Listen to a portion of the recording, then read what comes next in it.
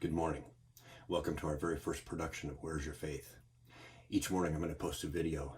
Nothing theologic or terribly weighty, but a few moments of uplifting encouragement to help you before you begin your day. As we're all in this time of quarantine, many of us are spending a lot more time online or watching the news, and it seems like all we ever see is bad news. People are losing their jobs. The virus infection rate is growing. More people are dying. Grocery store shelves are empty.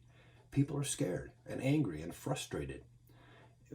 Obviously, we're in unprecedented times, at least for our generation.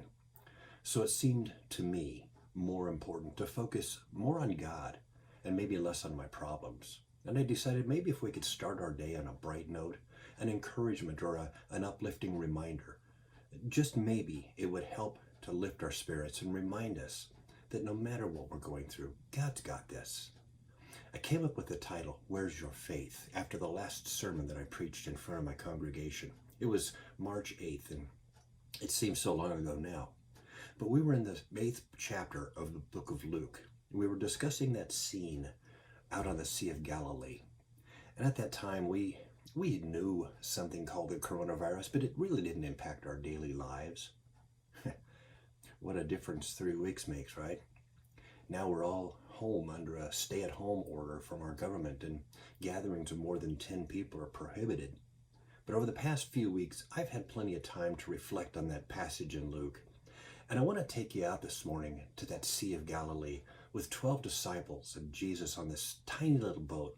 And this huge storm comes up. The Bible couldn't be more clear. Every one of the disciples on that boat was absolutely terrified. 4 of them were experienced veteran fishermen, and there's no way you can make a living out on the sea and not having ridden out a few storms. But nothing had prepared them for this day, this storm. Luke 8:23 tells us the storm was so bad it began to fill their boat, and it could have easily sunk a boat 2 or 3 times bigger than theirs. So their tiny little boat is being tossed around wildly by these massive winds and this just gale force wind.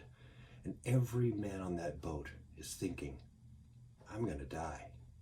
Well, every man except one. Jesus was calm. In fact, verse 23, it says that Jesus was sleeping in the back of the boat. You can't get much more calm than that. And the panicked men cried out to him, saying, Master, Master, we are perishing. And he awoke and rebuked the wind and the raging waves, and they ceased. And there was calm. And then in verse 25, Jesus turns to them and he says 4 simple words. And these words have just really stuck with me the last few weeks. He simply says to them, Where's your faith? My friends, we're not out on a boat in the middle of the sea, but many of us find ourselves gripped in fear, even to the point of panic. You see it in the stores, you see it in the gas stations, you see it in your own neighborhoods. People are terrified about what's going on in the world around us. We're caught in the middle of a storm that could take many lives. And before it's all through, it could get much worse. I get that. We need to be concerned. But we do not have to live in fear. We do not have to give in to despair. We can choose to remain calm, even when the world is crazy around us. You go to your Facebook news feed, and I promise you, you're going to see bad news. You turn on the nightly news in the evening, I promise you, you will see more bad news. The whole point of this morning devotion is to remind us that there's still good news in this world. There's still love. There's still joy. There's still a Jesus who knows what we're going through, and he will sustain us and give us strength. He has not left you, and he never will. We can choose each day to see the joy around us. We can choose each day to see the love around us. We can choose to see the light in every dark cloud that surrounds us. And I'll go you one even better than that.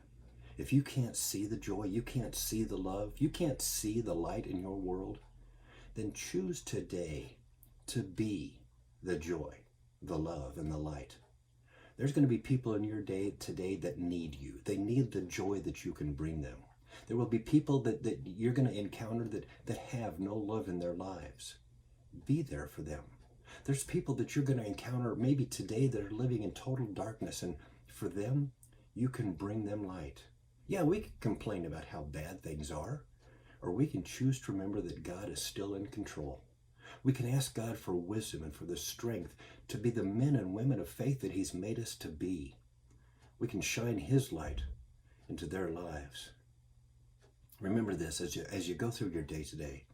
It doesn't matter how big the storm is. It doesn't matter how high the waves seem. We know that our God is bigger. Where's your faith? Ask yourself that question today. If you find that you're feeling down or fearful, I want you to remember that we serve a God that loves you deeply. I pray that each of you has a blessed day.